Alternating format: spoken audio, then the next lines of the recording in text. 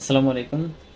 বাছাইকৃত আপনার ২০ গ্রাম রসুন নিতে হবে খোসা ছাড়া। এই রসুন আপনি থেতো করবেন। থেতো করে আপনার ১ লিটার পানি নিবেন। মাটির পাত্র যদি পান তাহলে মাটির হাঁড়ি নিবেন, তা না হলে আপনার যেকোনো প্রকার পাত্র নিতে পারেন। সেই পাত্রেই আপনার এই রসুন ১ লিটার পানিতে মিক্স করে থেতো করে এই পানিটা আপনি আস্তে, আস্তে জাল দিবেন। জাল দিতে, দিতে যখন আপনার ৪০০ গ্রামে আসবে তখন আপনার যেকোনো কাটা ঘা বা পচা ঘা যদি আপনি এই পানি দিয়ে আপনি ধৌত করেন তাহলে সেখানের বিষ আপনার নষ্ট হয়ে যাবে এবং আপনার ঘাটা খুব তাড়াতাড়ি আপনার সেরে উঠবে।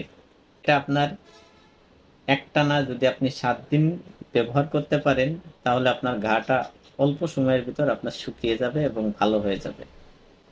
আর যাদের আপনার দাঁতে শিরশির করে অথবা অনেক সময় দাঁতের গোড়া ফুলে যায় অথবা দেখা যাচ্ছে রক্ত পড়ে, রসুন থেতো করা পানি আপনার গরম করে হালকা কুসুম গরম থাকতে আপনি মুখের ভিতর চায়ের মতন দিয়ে যদি আপনি কুলি করেন দিনে ৩ থেকে ৪ বার আপনার এই রক্ত পড়া বা পুজ পড়া বা দাঁত শিরশির করা আপনার সেরে যাবে।